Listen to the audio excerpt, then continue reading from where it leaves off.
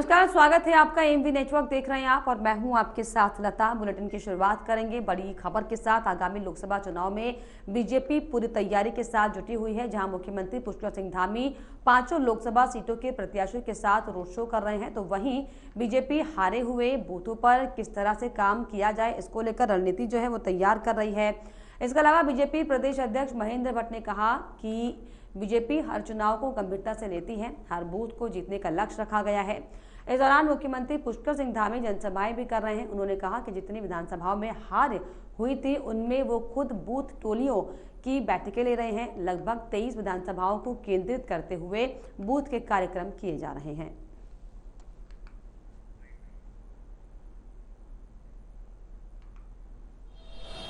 देखिए, हम लोग हर चुनाव को गंभीरता से लेते हैं।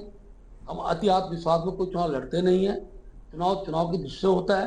और मैं आज कह सकता हूँ, हमारा कार्यकर्ता बूथ स्तर तक का कार्यकर्ता चुनाव के ढंग से लड़ते लड़ते हर बूथ को जीतने का लक्ष्य हमने लिया है। माननीय मुख्यमंत्री जी जनसभाएं कर रहे हैं। अध्यक्ष होने के नाते मैंने जितनी विधानसभा जो हमारी हारी हुई उन विधानसभाओं के बूथ प्रधान बूथ टोली की बैठकें मैं ले रहा हूँ। 4 विधानसभा में मेरी हो चुकी है, आज 2 विधानसभा में मेरा जाना होगा। और हम भी लगभग 23 विधानसभाएं जो हारी हुई विधानसभाएं उसको केंद्रित करते हुए बूथ के प्रबंधन के कार्यक्रम।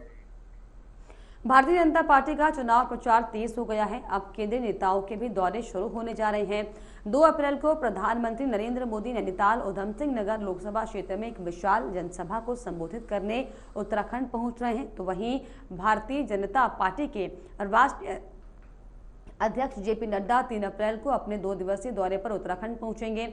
जिनके कार्यक्रम से संबंधित बीजेपी प्रदेश महामंत्री आदित्य कोठारी ने जानकारी देते हुए बताया कि राष्ट्रीय अध्यक्ष 3 अप्रैल को पिथौरागढ़ में एक विशाल जनसभा को संबोधित करेंगे। इसके बाद टिहरी लोकसभा के विकासनगर में दूसरी जनसभा को संबोधित करेंगे। रात्रि विश्राम के दौरान कोर कमेटी की बैठक लेंगे और देहरादून में ही रात्रि विश्राम भी करेंगे। 4 अप्रैल को राष्ट्रीय अध्यक्ष हरिद्वार लोकसभा क्षेत्र के अंतर्गत हरिद्वार में एक जनसभा को संबोधित करेंगे, जिसके बाद रोड शो में भी शिरकत करेंगे। इसके साथ ही धर्म नगरी हरिद्वार के साधु संतों से भी मुलाकात का कार्यक्रम रखा गया है।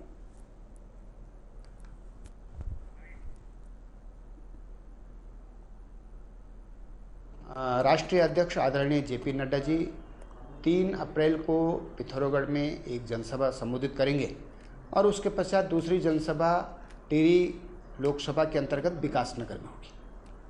और रात्रि को एक टिहरी लोकसभा की कोर कमेटी की बैठक करेंगे और उस बैठक के बाद रात्रि विश्राम नड्डा जी देहरादून में करेंगे। अगले दिन 4 अप्रैल को हरिद्वार लोकसभा में हरिद्वार शहर में एक बड़ा रोड शो करेंगे। लगभग 1.5 किलोमीटर का एरिया हमने चिन्हित किया है। और उसके बाद हरिद्वार तीर्थ नगरी है, साधु संतों की नगरी है। तो 1 घंटे करीब वो साधु संतों के साथ में बैठेंगे, उनका आशीर्वाद प्राप्त करेंगे और उसके बाद दिल्ली प्रस्थान। और इस पर ज्यादा जानकारी के लिए मेरे सहयोगी ब्यूरो चीफ जो है पवन दीक्षित मेरे साथ जुड़ रहे हैं फोन लाइन पर। पवन, जिस तरीके से बीजेपी की तैयारियां साफ तौर पर एक्शन मोड में आती हुई दिखाई पड़ रही है और इसी कड़ी में बड़े बड़े दिग्गज नेता पीएम नरेंद्र मोदी, जेपी नड्डा जो उत्तराखंड पहुंचेंगे, क्या कुछ तैयारियां, क्या कुछ जानकारी इसको लेकर? तो आपको बताएं कि 2 अप्रैल को उधम सिंह नगर में रैली करेंगे पीएम मोदी। इसके अलावा जेपी नड्डा भी पिथौरागढ़ और विकासनगर में जनसभा को संबोधित वो करेंगे।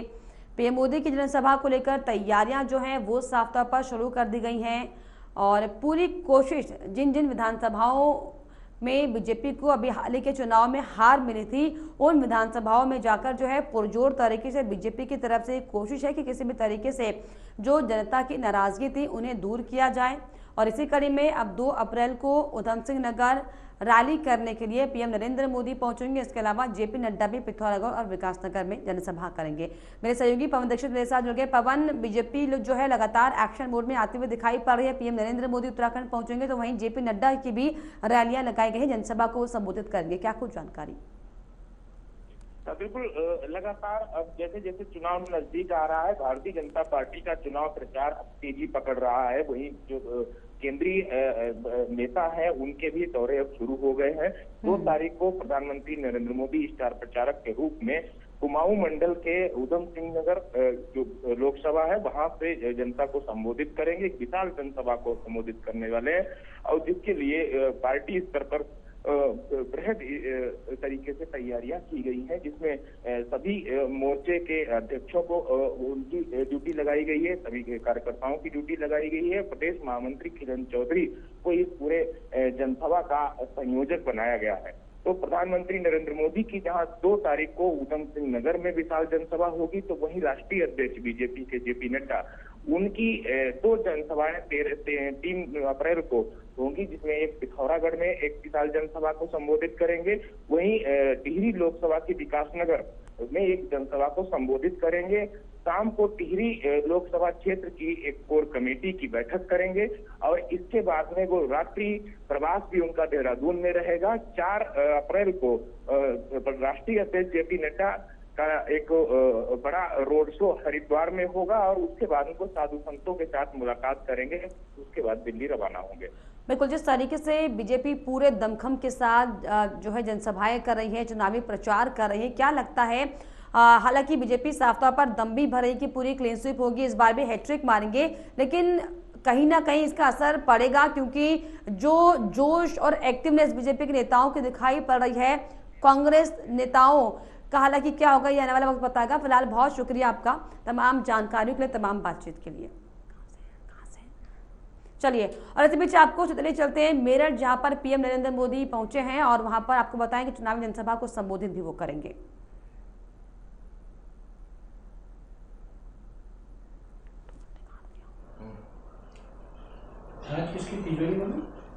कोटद्वार से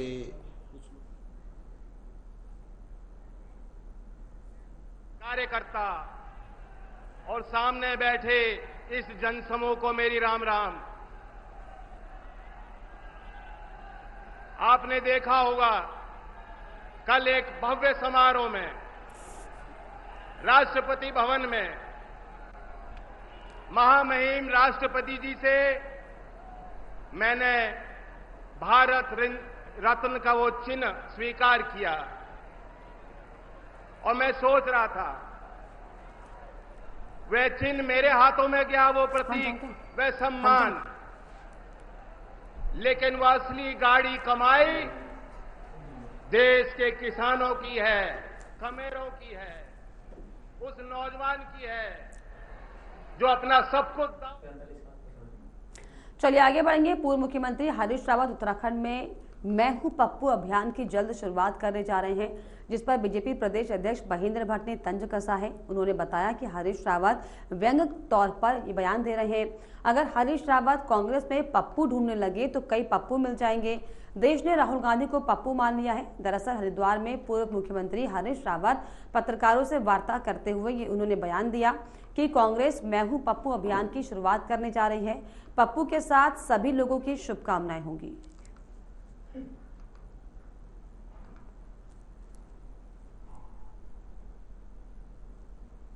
तरीके से वो अपने नेता पर ही इस प्रकार की एक व्यंग्यात्मक टिप्पणी कर रहे हैं।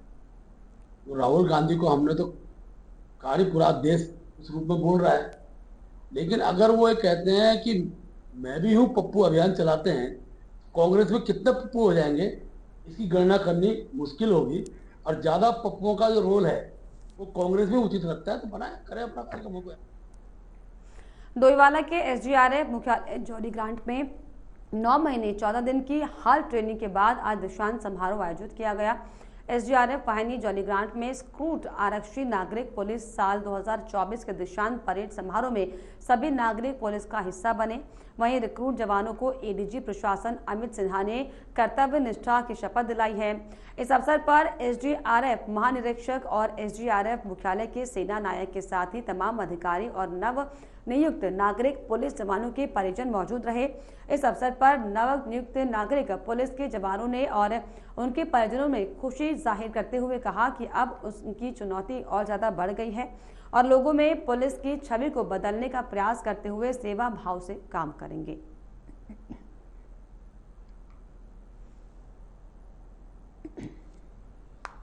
देखिए, उनके लिए बहुत महत्वपूर्ण दिन है, पूरे पुलिस विभाग के लिए बहुत महत्वपूर्ण दिन है ये हमारे पुलिस के बेसिक कंपोनेंट है। अगर ये अच्छे होते हैं तो हमारा पूरा सिस्टम इनके ऊपर खड़ा होता है। इनके ही सहारे अगर देखा जाए तो हम स्टेट बिल्डिंग और नेशन बिल्डिंग का काम करते हैं। ये आज जो रिक्रूट आरक्षित है उनके लिए बहुत बड़ा दिन है और उत्तराखंड पुलिस के लिए भी बहुत बड़ा दिन है, जिसमें कि आज प्रदेश में कई जगहों पर जहां ये दीक्षांत परेड हुई थी, जिससे कि उत्तराखंड पुलिस में नवयुवक नए जो लड़के हैं वो आए हैं, जिससे कि पुलिस बल को मजबूती प्रदान हुई। को पुलिस की पारंपरिक प्रशिक्षण के साथ साथ आधुनिक ट्रेनिंग भी दी गई है, जिसमें इनको साइबर से रिलेटेड, फोरेंसिक से रिलेटेड और जो नए कानून बने हैं, भारतीय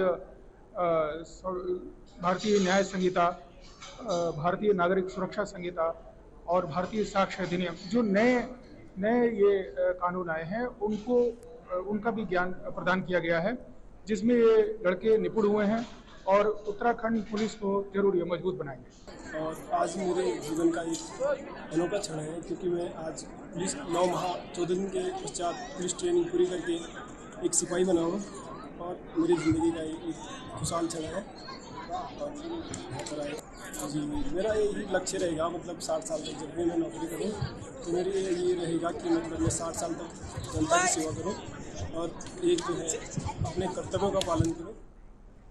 और इस पर ज्यादा जानकारी के लिए मेरे सहयोगी राजकुमार मेरे साथ जुड़ गए फोन लाइन पर। राजकुमार, जो है दीक्षांत समारोह परेड का आयोजन किया गया है, क्या कुछ जानकारी? बिल्कुल, देखिए लता, आज क्योंकि ये जो युवक थे इनके लिए बड़ा दिन था, क्योंकि आज ये उत्तराखंड पुलिस का हिस्सा बने। डोईवाला के में जो ये एसडीआरएफ का मुख्यालय है, यहाँ पर 171 जो ये रिक्रूट थे, इन्होंने 9 महीना 14 दिन की कठोर ट्रेनिंग ली है। तो इन्होंने ट्रेनिंग के दौरान सीखा है कि क्योंकि उत्तराखंड को सब जानते हैं कि आपदा की दृष्टि से बेहद संवेदनशील है, भूकंप की दृष्टि से भी उत्तराखंड को डेंजर जोन में रखा जाता है, तो उसकी दृष्टि से इनको इस तरह से भी निपुण किया गया है, यानी कि ट्रेनिंग दी गई है ताकि आपदा के दौरान रेस्क्यू अच्छी तरीके से चला सकें। इसके अलावा क्योंकि उत्तराखंड नदी नाले हैं, पहाड़ हैं, तो यहाँ पे इस तरीका भी इनको ट्रेन किया गया है ताकि किसी भी स्थिति से निपटने के लिए तैयार रहे। तो कुल मिला के 171 जवानों को आज उत्तराखंड पुलिस का हिस्सा बनने का गौरव प्राप्त हुआ है। और क्योंकि अपर पुलिस महानिदेशक अमित सिन्हा साहब खुद मौजूद थे, उन्होंने तमाम ऐसे रिक्रूटों को सम्मानित किया जिन्होंने शानदार प्रदर्शन ट्रेनिंग के दौरान किया था।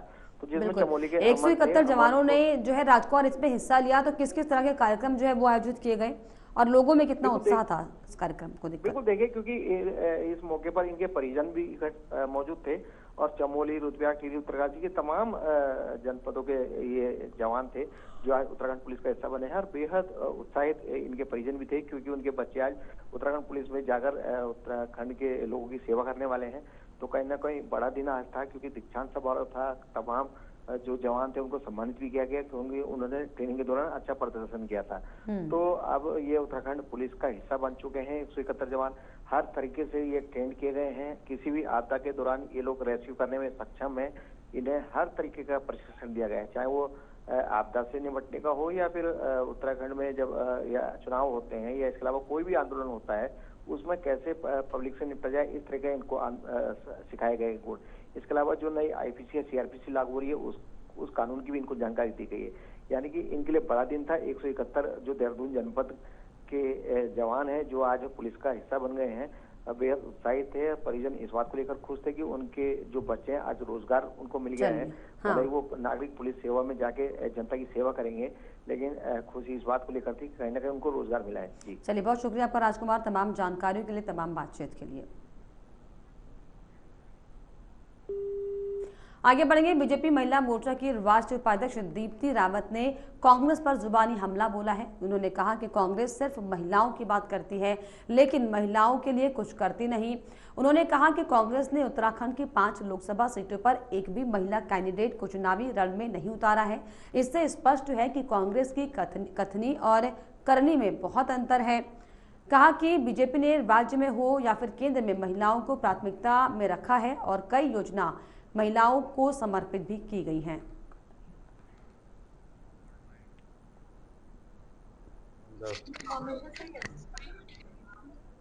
कि कांग्रेस केवल बात करती है कि वो महिलाओं के लिए है, लेकिन भारतीय जनता पार्टी सचमुच करके दिखाती है।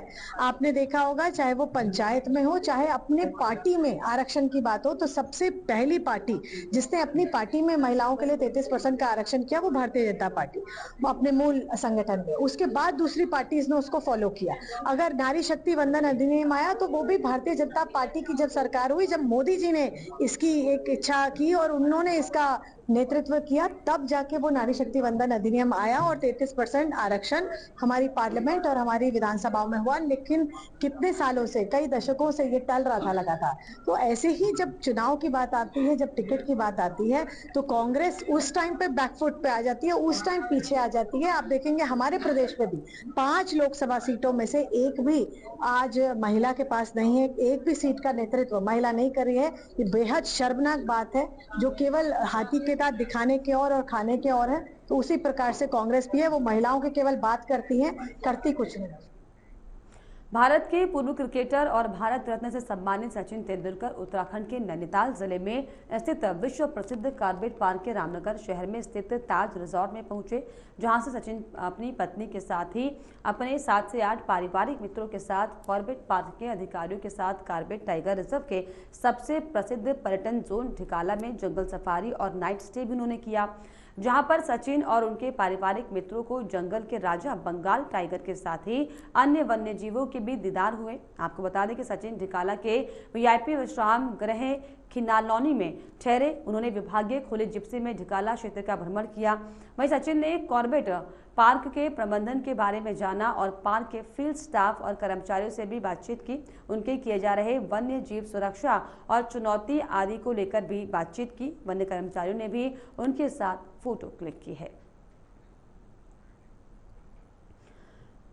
तो मराब नगर के आपको बताएं कि कॉर्बेट पार्क जो सचिन तेंदुलकर पहुंचे, जहां पर उन्होंने खुले जिप्सी का आनंद लिया और जंगल सफारी का आनंद लिया। अपनी पत्नी और परिवार के कुछ दोस्तों के साथ सचिन तेंदुलकर दरअसल रामनगर के कॉर्बेट पार्क पहुंचे, जहां पर उनके प्रशंसकों ने उनके साथ सेल्फीज ली, फोटो भी खिंचवाई हैं।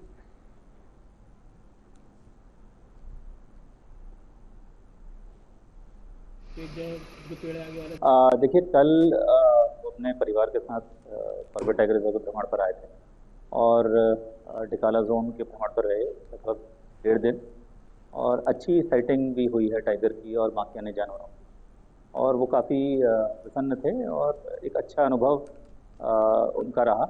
हमारे स्टाफ के साथ भी उन्होंने बहुत अच्छा इंटरेक्शन किया, उनकी बातें सुनी, उनके साथ समय बिताया और एक बहुत अच्छा अनुभव लेके कॉर्बेट टाइगर रिजर्व से वो वापस जा रहे हैं। अब वो अभी कुछ समय पहले ही बाहर हैं, तो बट उनका एक अच्छा अनुभव कॉर्बेट टाइगर रिजर्व में रहा और हमारे स्टाफ के साथ भी उन्होंने मिलकर काफ़ी इंटरेक्शन किया, पार्क के प्रबंधन के बारे में जानकारी हासिल करी और अपना भी अनुभव साझा किया, अन्य पार्कों का भी। तो एक बहुत अच्छा वृहद अनुभव रहा और हमें भी सीखने को बहुत कुछ मिला। प्रेम, सद्भावना, भाईचारा, मानवता, श्रद्धा और आस्था का प्रतीक ऐतिहासिक श्री झंडा जी मेला इस साल बेहद भव्य स्वरूप में आयोजित किया जा रहा है। वर्ष भर संगत और श्रद्धालु इस पावन मेला का इंतजार करते हैं। देश विदेश से भारी संख्या में संगत और श्रद्धालु गुरु की नगरी देहरादून पहुंच चुके हैं। नगर वासियों की ओर से चारों ओर गुरु की प्यारी संगतों को आदर सत्कार हो रहा। शनिवार सुबह 7 बजे श्री झंडे जी को उतारने की प्रक्रिया शुरू हुई है।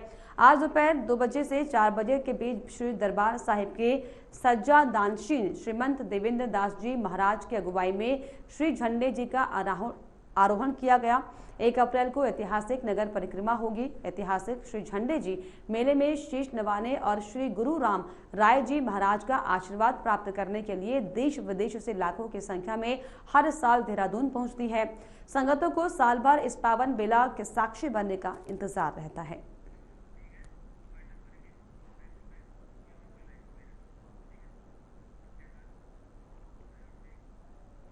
और इसी के साथ इस बुलेटिन में फिलहाल इतना ही। देश और दुनिया की तमाम खबरों के लिए आप देखते रहिए एमवी नेटवर्क। नमस्कार।